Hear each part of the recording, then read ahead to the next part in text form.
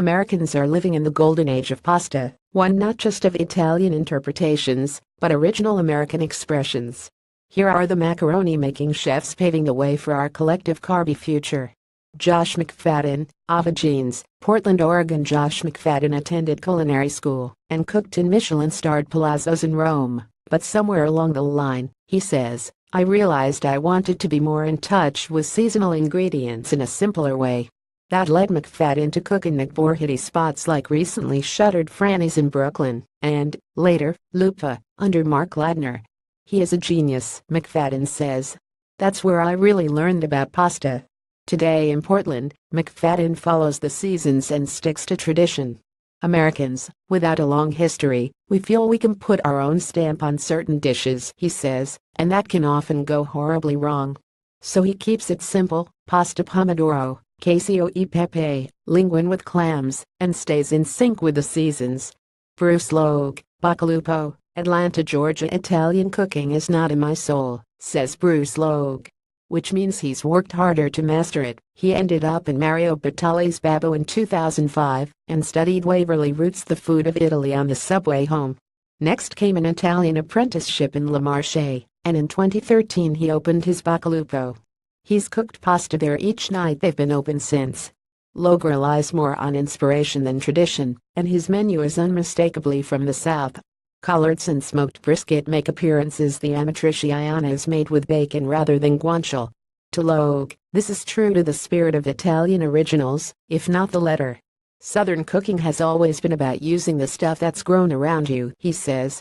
It's the same with Italian food, it's a very country cuisine at its core. I didn't set out to open a pasta restaurant, says Missy Robbins, chef owner of Lilia in Williamsburg, but it's blown up. That's what we're known for.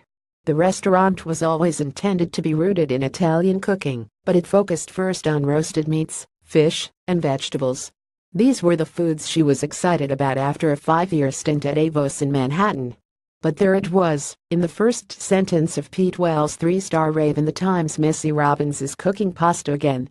Growing up, Robbins took frequent trips to Italy, but it was at home, at Leon's in New Haven, an old Jewel red sauce joint in a not-so-favorable part of town, where her love for Italian food was sparked. Now, at Lilia, she rolls out hundreds of servings from scratch, daily. Pasta is a craft, Robbins says. It's something you really have to do with your hands. There's something about repetition and perfecting that craft that has always been exciting to me. Thomas McNaughton, Flower Water, San Francisco, California. Thomas McNaughton spent his early years working in refined restaurants, Michelin-starred kitchens here and abroad that ran on exacting French technique. He played at Quenelles and labored over stocks. But it was working in Italy, in Bologna, where he became obsessed with how much food was intertwined in people's day-to-day lives. That's where I felt like I was actually cooking for the first time, he says. He's merged both threads of his culinary education at Flower Water, where he can serve traditional Italian dishes with finadine attention to detail. In the room entirely devoted to pasta production, he's particularly exacting about texture. Pasta deals with texture before it deals with flavor, McNaughton says. And texture allows you to experience flavor in different ways. So you'll find simple egg yolk-based pastas alongside others with stinging nettle puree and minced olives in the dough. That's what drives his 5-course pasta tasting, not sauces or flavors. The 5 different textures I want to deliver are what writes that menu.